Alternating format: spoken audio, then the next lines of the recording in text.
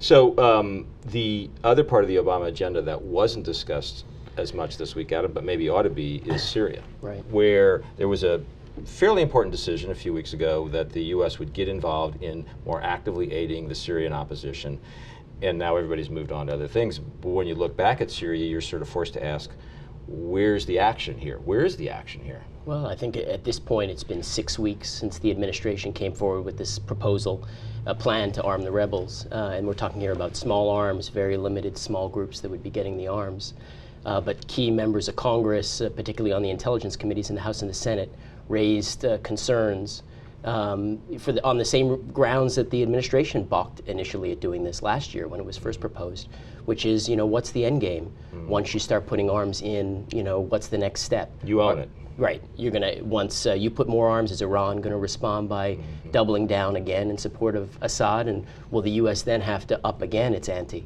And is this a cycle that, is going to just go on for years without an end in sight? And so did those congressional misgivings actually slow down the process of getting this program rolling? It's very unclear because the whole thing is covert, so it's hard to know exactly when it was going to initially start. What we were told from sources was the start date was around August 1st, which is the same time that the European Union embargo, kind of an agreement among the parties in the European Union that they would be able to start also providing arms to the rebels. And now we've seen from Cameron and Britain that there's second thoughts on the part of at least Britain to providing those arms.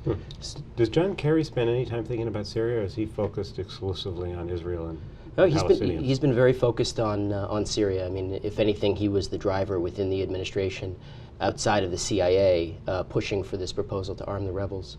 And he butt heads with Dempsey, the chairman of the Joint Chiefs of Staff, during the Situation Room meetings where this was discussed.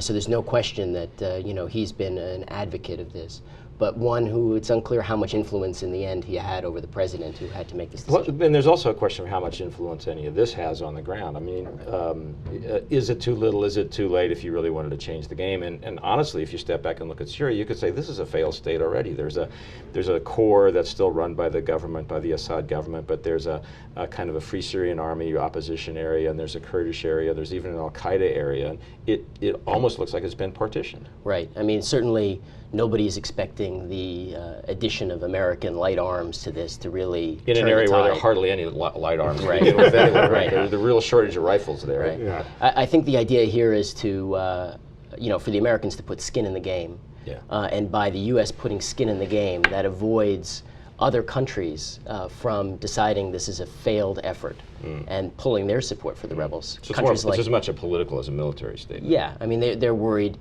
other countries are basically going to decide it's a done deal, Assad's going to win, and they're going to start hedging their bets. And so if the U.S. doesn't get in this, then it's just going to be a slide back, and the rebels are going to, it's going to be, it is going to be a stalemate anyways for the foreseeable future.